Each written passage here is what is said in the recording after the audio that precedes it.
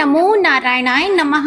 भगवान बृहस्पति देव की पूजा अर्चना के लिए बृहस्पतिवार को व्रत करके बृहस्पतिवार की व्रत की कथा सुनना चाहिए। बृहस्पतिवार का व्रत करने और कथा सुनने से सभी भक्तों की मनोकामनाएं पूर्ण होती हैं। तो आइए बड़ी ही श्रद्धा से बृहस्पतिवार की इस कथा को सुनते हैं। भारतवर्ष में एक प्रतापी और दानी राजा राज्य करता था। वह नित्य गरीबों और ब्राह्मणों की सहायता करता था। यह बात उसकी रानी को अच्छी नहीं लगती थी। वह ना ही गरीबों को दान देती, ना ही भगवान का पूजन करती थी और राजा को भी दान देने से मना किया करती थी। एक दिन राजा शिकार खेलने वन को गए हुए थे तो रानी महल में अकेली थी। उसी समय बृहस्पति देव साधु वेश में राजा के महल में भिक्षा लेने के लिए गए और भिक्षा मांगी तो रानी ने भिक्षा देने से इनकार कर दिया और कहा, हे साधु महाराज, मैं तो दान पुण्य से तंग आ गई हूँ। मेरा पति सारा धन लुटाते रहते हैं। मेरी इच्छा है कि हमारा धन नष्ट हो जाए, फिर ना रहेगा बांस, ना बजेगी बांसुरी। साधु ने कहा, देवी तुम तो बड़ी विचित्र हो। धन संतान तो सभी चाहते हैं, पुत्र और लक्ष्मी तो पापी के घर भी होने चाहिए। यदि तुम्हारे पास अधिक धन है तो भूखों को भोजन दो, प्यासों के लिए प्याऊ बनवाओ, यात्रियों के लिए धर्मशालाएं खुलवा दो। जो निर्धन अपनी कुंवारी कन्याओं का विवाह नहीं कर सकते, उनका विवाह करा दो। ऐसे और कई काम हैं जिनके करने से तुम्हारा यश लोक और परलोक में फैलेगा। परंतु रानी पर उपदेश का कोई प्रभाव नहीं पड़ा। वह बोली, महाराज आप मुझे कुछ ना समझाएं। मैं ऐसा धन नहीं चाहती जो हर जगह बांटती फिरूं। साधु ने उत्तर दिया, यदि तुम्हारी ऐसी इच्छा है तो तथास्तु। तुम ऐसा करना कि बृहस्पतिवार को घर लीपकर पीली मिट्टी से अपना सिर धोकर स्नान करना, भट्टी चढ़ाकर कपड़े धोना। ऐसा करने से आपका सारा धन नष्ट हो जाएगा। इतना कहकर वह साधु महाराज वहां से आलोक हो गए और साधु के अनुसार कई बातों को पूरा करते हुए रानी को केवल 3 बृहस्पतिवार ही बीते थे कि उसकी समस्त धन संपत्ति नष्ट हो गई। भोजन के लिए राजा का परिवार तरसने लगा। तब एक दिन राजा ने रानी से बोला कि हे रानी, तुम यहीं रहो, मैं दूसरे देश को जाता हूँ क्योंकि यहाँ पर सभी लोग मुझे जानते हैं, इसलिए मैं कोई छोटा कार्य नहीं कर सकता। ऐसा कहकर राजा परदेश चला गया। वहाँ वह जंगल से लकड़ी काट कर लाता और शहर में बेचता था। इस तरह वह अपना जीवन व्यतीत करने लगा। इधर राजा के परदेश जाते ही रानी और दासी दुखी रहने लगी। एक बार जब रानी और दासी को 7 दिन तक बिना भोजन के रहना पड़ा तो रानी ने अपनी दासी से कहा कि हे दासी, पास ही के नगर में मेरी बहन रहती है, वह बड़ी धनवान है, तो उसके पास जा और कुछ लेकर आ ताकि थोड़ा बहुत गुजार बसर हो सके। रानी दासी की बहन के पास गई। उस दिन गुरुवार था और रानी की बहन उस समय बृहस्पतिवार व्रत की कथा सुन रही थी। दासी ने रानी की बहन को अपनी रानी का संदेश दिया, लेकिन रानी की बड़ी बहन ने कोई उत्तर नहीं दिया। जब दासी को रानी की बहन से कोई उत्तर नहीं मिला तो वह बहुत दुखी हुई और उसे क्रोध भी आया। दासी ने वापस आकर रानी को सारी बात बता दी। सुनकर रानी ने अपने भाग्य को कोसा। उधर रानी की बहन ने सोचा कि मेरी बहन की दासी आई थी परंतु मैं उससे नहीं बोली, इससे वह बहुत दुखी हुई होगी। कथा सुनकर और पूजन समाप्त करके वह अपनी बहन के घर आई और कहने लगी, हे बहन, मैं बृहस्पतिवार का व्रत कर रही थी। तुम्हारी दासी मेरे घर आई थी, परंतु जब तक कथा होती है तब तक ना तो उठते हैं और ना ही बोलते हैं, इसलिए मैं नहीं बोली। कहो दासी, क्यों आई थी? रानी बोली, बहन तुमसे क्या छुपाऊं, हमारे घर में खाने तक को अनाज नहीं था ऐसा कहते कहते रानी की आंखें भर आई। उसने दासी समेत पिछले 7 दिनों से भूखे रहने तक की बात अपनी बहन को विस्तार पूर्वक सुना दी। रानी की बहन बोली, देखो बहन, भगवान बृहस्पति देव सबकी मनोकामना को पूर्ण करते हैं। देखो, शायद तुम्हारे घर में अनाज रखा हो। पहले तो रानी को विश्वास नहीं हुआ, पर बहन के आग्रह करने पर उसने अपनी दासी को अंदर भेजा तो सचमुच अनाज से भरा एक घड़ा मिल गया। यह देखकर दासी को बड़ी हैरानी हुई। दासी रानी से कहने लगी कि रानी, जब हमको भोजन नहीं मिलता तो हम व्रत ही तो करते हैं, इसलिए क्यों ना इनसे व्रत और कथा की विधि पूछ ली जाए ताकि हम भी व्रत कर सकें। तब रानी ने अपनी बहन से बृहस्पतिवार व्रत के बारे में पूछा। उसकी बहन ने बताया कि बृहस्पतिवार के व्रत में चने की दाल और मुनक्का से विष्णु भगवान का केले की जड़ में पूजन करें तथा दीपक जलाएं, व्रत की कथा सुने और पीला भोजन ही करें। इससे बृहस्पति देव प्रसन्न होते हैं और व्रत और पूजन बताकर रानी की बहन अपने घर को लौट गई। 7 दिन के बाद जब गुरुवार आया तो रानी और दासी ने व्रत रखा। घोड़साल में जाकर चना और गुड़ लेकर आई, फिर उससे केले की जड़ तथा विष्णु भगवान का पूजन किया। अब पीला भोजन कहाँ से आए, इस बात को लेकर दोनों बहुत दुखी थी। चूंकि उन्होंने व्रत रखा था, इसलिए बृहस्पति देव उनसे प्रसन्न थे। इसलिए वे एक साधारण व्यक्ति का रूप धारण करके 2 थालों में पीला भोजन दासी को दे गए। भोजन पाकर दासी बहुत प्रसन्न हुई और फिर रानी के साथ मिलकर भोजन ग्रहण किया। उसके बाद वे सभी गुरुवार को व्रत और पूजन करने लगी। बृहस्पति भगवान की कृपा से उनके पास फिर से धन संपत्ति आ गई, परंतु रानी फिर से पहले की तरह आलस्य करने लगी। तब दासी बोली, देखो रानी, तुम पहले भी इस प्रकार आलस्य करती थी। तुम्हें धन रखने में कष्ट होता था, इस कारण सभी धन नष्ट हो गया, और अब जब भगवान बृहस्पति देव की कृपा से धन मिला है तो तुम्हें फिर से आलस्य होता है। रानी को समझाते हुए दासी कहती है कि बड़ी मुसीबतों के बाद हमने यह धन पाया है, इसलिए हमें दान पुण्य करना चाहिए, भूखे मनुष्यों को भोजन कराना चाहिए और धन को शुभ कार्यों में खर्च करना चाहिए, जिससे तुम्हारे कुल का यश बढ़ेगा, स्वर्ग की प्राप्ति होगी और पितृ प्रसन्न होंगे। दासी की बात मानकर रानी अपना धन शुभ कार्यों में खर्च करने लगी, जिससे पूरे नगर में उसका यश फैलने लगा। उधर एक दिन राजा दुखी होकर जंगल में एक पेड़ के नीचे आसन जमाकर बैठ गया।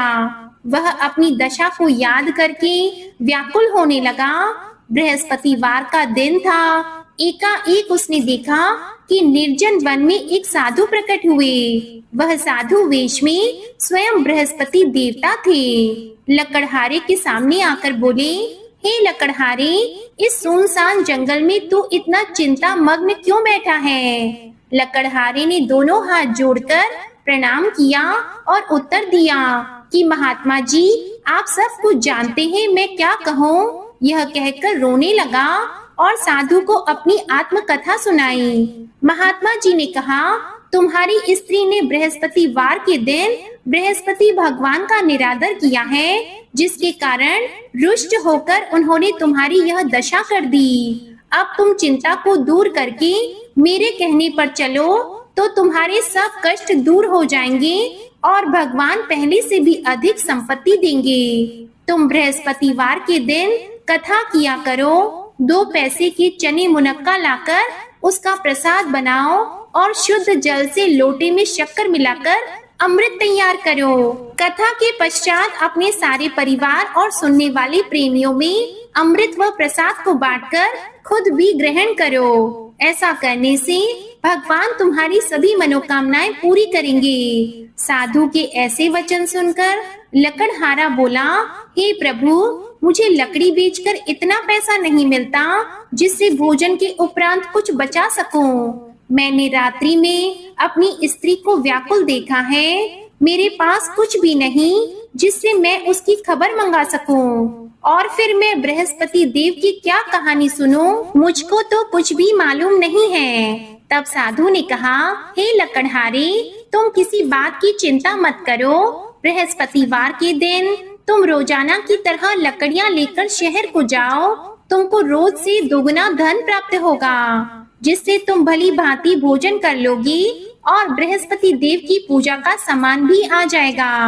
बृहस्पति देव की कथा इस प्रकार है, सुनो। प्राचीन काल में एक ब्राह्मण रहता था।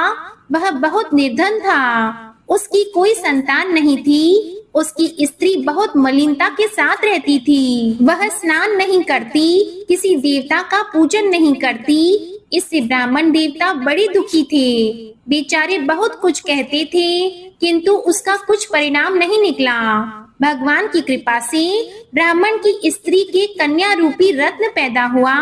कन्या बड़ी होने पर प्रातः स्नान करके विष्णु भगवान का जप और बृहस्पतिवार का व्रत करने लगी। अपने पूजन पाठ को समाप्त करके विद्यालय जाती तो अपनी मुट्ठी में जौ भर के ले जाती और पाठशाला के मार्ग में डालती जाती। तब ये जौ स्वर्ण के हो जाते तो लौटते समय उनको घर ले आती। एक दिन वह बालिका सूप में उस सोने की जौ को फटककर साफ कर रही थी कि उसके पिता ने देख लिया और कहा कि बेटी, सोने की जौ के लिए सोने का सूप होना चाहिए। दूसरे दिन बृहस्पतिवार था। इस कन्या ने व्रत रखा और बृहस्पति देव से प्रार्थना करके कहा, मैंने आपकी पूजा सच्चे मन से की है, तो मेरे लिए सोने का सूप दे दो। बृहस्पति देव ने उसकी प्रार्थना स्वीकार कर ली। रोजाना की तरह वह कन्या जौ फैलाती हुई जाने लगी। जब लौटकर जौ बीन रही थी तो बृहस्पति देव की कृपा से सोने का सूप मिला। उसे वह घर ले आई और उसमें जौ साफ करने लगी, परंतु उसकी माँ का वही ढंग रहा। एक दिन की बात है, वह कन्या सोने के सूप में जौ साफ कर रही थी। उस समय उस शहर का राजपुत्र वहां से होकर निकला। इसके रूप और कार्य को देखकर वह मोहित हो गया और अपने घर आकर भोजन और जल त्याग कर उदास होकर लेट गया। राजा को इस बात का पता लगा तो अपने प्रधानमंत्री के साथ उसके पास गए और बोले, बेटा, तुम्हें किस बात का कष्ट है? किसी ने तुम्हारा अपमान किया है अथवा कोई कारण है सो कहो, मैं वही कार्य करूँगा जिससे तुम्हें प्रसन्नता हो। अपने पिता की राजकुमार ने बातें सुनी तो वह बोला, मुझे आपकी कृपा से किसी बात का दुख नहीं है। किसी ने मेरा अपमान नहीं किया है, परंतु मैं उस लड़की से विवाह करना चाहता हूँ जो सोने के सूप में जौ साफ कर रही थी। यह सुनकर राजा आश्चर्य में पड़ गया और बोला, हे बेटा, इस तरह की कन्या का पता तुम ही लगाओ, मैं उसके साथ तेरा विवाह अवश्य ही करवा दूंगा। राजकुमार ने उस लड़की के घर का पता बताया। तब मंत्री उस लड़की के घर गए और ब्राह्मण देवता को सभी हाल बताया। ब्राह्मण देवता राजकुमार के साथ अपनी कन्या का विवाह करने के लिए तैयार हो गए तथा विधि विधान के अनुसार ब्राह्मण की कन्या का विवाह राजकुमार के साथ हो गया। कन्या के घर से जाते ही पहले की भांति उस ब्राह्मण देवता के घर में गरीबी का निवास हो गया। अब भोजन के लिए भी अन्न बड़ी मुश्किल से मिलता था। एक दिन दुखी होकर ब्राह्मण देवता अपनी पुत्री के पास गए। बेटी ने पिता की दुखी अवस्था को देखा और अपनी माँ का हाल पूछा। तब ब्राह्मण ने भी सभी हाल कहा। कन्या ने बहुत सा धन देकर अपने पिता को विदा कर दिया। इस तरह ब्राह्मण का कुछ समय सुख पूर्वक व्यतीत हुआ। कुछ दिन के बाद फिर वही हाल हो गया। ब्राह्मण फिर अपनी कन्या के यहाँ गया और सारा हाल कहा तो लड़की बोली, हे पिताजी, आप माताजी को यहाँ ले आओ, मैं उन्हें विधि बता दूंगी जिससे उनकी गरीबी दूर हो जाए। वह ब्राह्मण देवता अपनी स्त्री को साथ लेकर पहुँचे तो अपनी माँ को समझाने लगी कि हे माँ, तुम प्रातः काल प्रथम स्नान आदि करके विष्णु भगवान का पूजन करो तो सब दरिद्रता दूर हो जाएगी। परंतु उसकी माँ ने एक भी बात नहीं मानी और प्रातः काल उठकर अपनी पुत्री के बच्चों की झूठन को खा लिया। इससे उसकी पुत्री को भी बहुत गुस्सा आया। उसने एक रात को एक कोठरी से सारा सामान निकाल दिया और अपनी माँ को उसमें बंद कर दिया। प्रातः उसमें से उसे निकाला तो स्नान आदि करा के पूजा पाठ करवाया तो उसकी माँ की बुद्धि ठीक हो गई। इसके बाद वह नियम से पूजा पाठ करती और प्रत्येक बृहस्पतिवार को व्रत रखने लगी। इस व्रत के प्रभाव से उसके माता और पिता बहुत ही धनवान और पुत्रवान हो गए और बृहस्पति देवता के प्रभाव से इस लोक के सुख को भोगकर अंत में स्वर्ग को प्राप्त हुए। इस तरह कहानी कहकर साधु देवता वहां से अंतर ध्यान हो गए। धीरे धीरे समय व्यतीत होने पर फिर वही बृहस्पतिवार का दिन आया। लकड़हारा जंगल से लकड़ी काटकर किसी शहर में बेचने गया। उसे उस दिन और दिन से अधिक पैसा मिला। राजा ने चना गुड़ आदि लाकर गुरुवार का व्रत किया। उस दिन से उसके सभी क्लेश दूर हो गए। परंतु जब गुरुवार का दिन आया तो बृहस्पतिवार का व्रत करना भूल गया। इस कारण बृहस्पति भगवान नाराज हो गए। उस दिन उस नगर के राजा ने विशाल यज्ञ का आयोजन किया था तथा शहर में यह घोषणा करा दी कि कोई भी मनुष्य अपने घर में भोजन न बनवाए, न आग जलाए। समस्त जनता मेरे यहाँ भोजन करने आए। इस आज्ञा को जो नहीं मानेगा उसे फांसी की सजा दी जाएगी। इस तरह की घोषणा संपूर्ण नगर में करवा दी गई। राजा की आज्ञा के अनुसार शहर के सभी लोग भोजन करने गए, लेकिन लकड़हारा कुछ देर से पहुंचा। इसलिए राजा उसको अपने साथ घर लेकर गए और ले जाकर भोजन करा रहे थे तो रानी की दृष्टि उस खूंटी पर पड़ी जिस पर उसका हार लटका हुआ था। वह वहां पर दिखाई नहीं दिया। रानी ने निश्चय किया कि मेरा हार इस मनुष्य ने चुरा लिया है। उसी समय सिपाहियों को बुलाकर उसको कारागार में डलवा दिया। जब लकड़हारा कारागार में पड़ गया और बहुत दुखी होकर विचार करने लगा कि न जाने कौन से पूर्व जन्म के कर्म से मुझे यह दुख प्राप्त हुआ है, और उसी साधु को याद करने लगा जो कि जंगल में मिला था। उसी समय तत्काल बृहस्पति देव साधु के रूप में प्रकट हुए और उसकी दशा को देखकर कहने लगे, अरे मूर्ख, तूने बृहस्पति देव की कथा नहीं करी, इस कारण तुझे दुख प्राप्त हुआ है। अब चिंता मत कर, बृहस्पतिवार के दिन कारागार के दरवाजे पर 4 पैसे पड़े मिलेंगे, उनसे तू बृहस्पति देव की पूजा करना, तेरे सभी कष्ट दूर हो जाएंगे। बृहस्पतिवार के दिन उसे 4 पैसे मिले। लकड़हारे ने कथा कही। उसी रात्रि को बृहस्पति देव ने उस नगर के राजा को स्वप्न में कहा, हे राजा, तुमने जिस आदमी को कारागार में बंद कर दिया है वह निर्दोष है, वह राजा है, उसे छोड़ देना। रानी का हार उसी खूंटी पर लटका है। अगर तू ऐसा नहीं करेगा तो मैं तेरे राज्य को नष्ट कर दूंगा। इस तरह रात्रि के स्वप्न को देखकर राजा प्रातः काल उठा और खूंटी पर हार देकर लकड़हारे को बुलाकर क्षमा मांगी और लकड़हारे को योग्य सुंदर वस्त्र आभूषण देकर विदा कर दिया। बृहस्पति देव की आज्ञा के अनुसार लकड़हारा अपने नगर को चल दिया। राजा जब अपने नगर के निकट पहुंचा तो उसे बड़ा आश्चर्य हुआ। नगर में पहले से अधिक बाग, तालाब, कुएं तथा बहुत सी धर्मशालाएं, मंदिर आदि बन गए हैं। राजा ने पूछा, यह किसका बाग और धर्मशाला है? तब नगर के सभी लोग कहने लगे, यह सब रानी और बंदी के हैं। तो राजा को आश्चर्य हुआ और गुस्सा भी आया। जब रानी ने यह खबर सुनी कि राजा आ रहे हैं तो उन्होंने दासी से कहा, हे दासी, देख राजा हमको कितनी बुरी हालत में छोड़ गए थे। हमारी ऐसी हालत देखकर वह लौट न जाएं, इसलिए तू दरवाजे पर खड़ी हो जा। आज्ञा के अनुसार दासी दरवाजे पर खड़ी हो गई। राजा आए तो उन्हें अपने साथ लेकर आई। तब राजा ने क्रोध करके अपनी रानी से पूछा कि यह धन तुम्हें कैसे प्राप्त हुआ है? तब उन्होंने कहा, हमें यह सब धन बृहस्पति देव के इस व्रत के प्रभाव से प्राप्त हुआ है। राजा ने निश्चय किया कि 7 रोज बाद तो सभी बृहस्पति देव का पूजन करते हैं, परंतु मैं प्रतिदिन दिन में 3 बार कहानी और रोज व्रत किया करूँगा। अब हर समय राजा के दुपट्टे में चने की दाल बंधी रहती और दिन में 3 बार कहानी कहते। एक रोज राजा ने विचार किया कि चलो अपनी बहन के यहाँ हो आवे।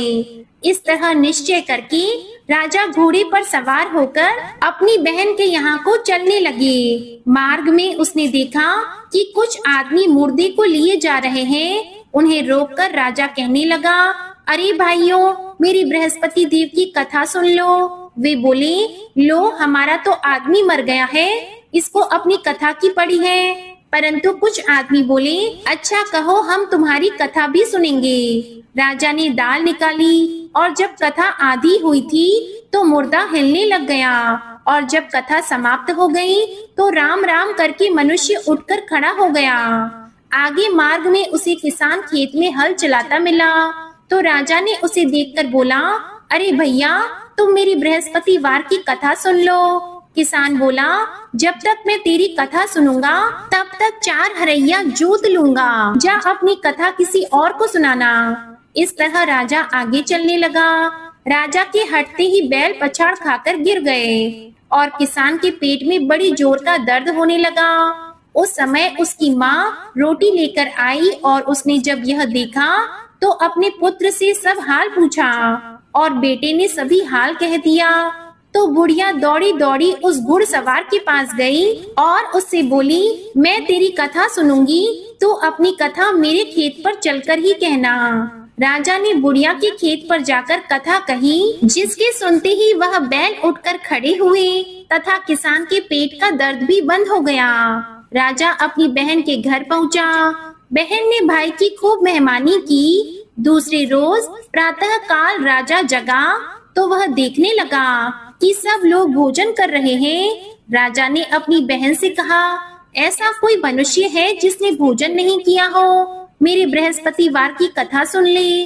तो बहन बोली, हे भैया, यह देश ऐसा है कि पहले यहाँ लोग भोजन करते हैं, बाद में अन्य काम करते हैं। अगर कोई पड़ोस में हो तो देख आओ।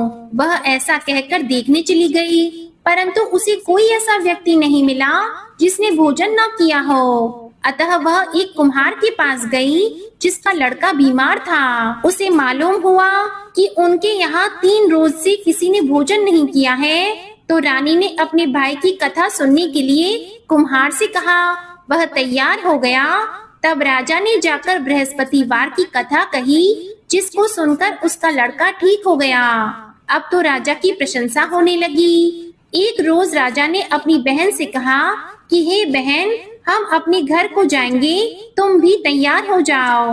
राजा की बहन ने अपनी सास से कहा तो सास ने कहा, हाँ चली जा, परंतु अपने लड़कों को मत ले जाना, क्योंकि तेरे भाई के कोई संतान नहीं है। बहन ने अपने भैया से कहा कि हे भैया, मैं तो चलूंगी पर कोई बालक नहीं चलेगा। तो राजा बोला, जब कोई बालक नहीं चलेगा तब तुम ही क्या करोगी? बड़ी दुखी मन से राजा अपने नगर को लौट आया। राजा ने अपनी रानी से कहा कि हम निर्वंशी हैं, हमारा मुंह देखने का धर्म नहीं है और कुछ भोजन आदि नहीं किया है। रानी बोली, हे प्रभु, बृहस्पति देव ने हमें सब कुछ दिया है, वे हमें संतान अवश्य देंगे। उसी रात को बृहस्पति देव ने राजा से स्वप्न में कहा, हे राजा उठो, सभी सोच त्याग दो, तेरी रानी गर्भ से है। राजा को यह बात सुनकर बड़ी खुशी हुई। 9वें महीने में उसके गर्भ से एक सुंदर पुत्र पैदा हुआ। तब राजा बोला, हे रानी, स्त्री बिना भोजन के रह सकती है, पर बिना कहे नहीं रह सकती। जब मेरी बहन आएगी तुम उससे कुछ मत कहना। रानी ने सुनकर हाँ कर दिया।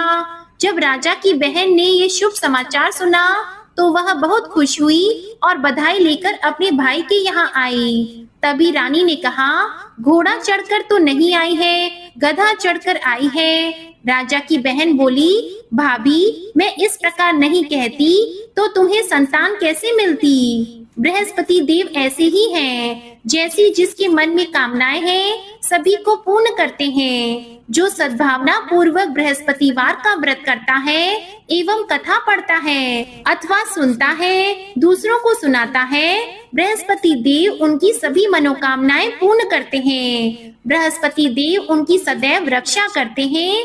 जो संसार में सद्भावना और सच्चे हृदय से बृहस्पति देव का पूजन करते हैं, उनकी सभी मनोकामनाएं उसी प्रकार पूर्ण हो जाती हैं, जैसे राजा और रानी ने बृहस्पति देव की कथा का गुणगान किया।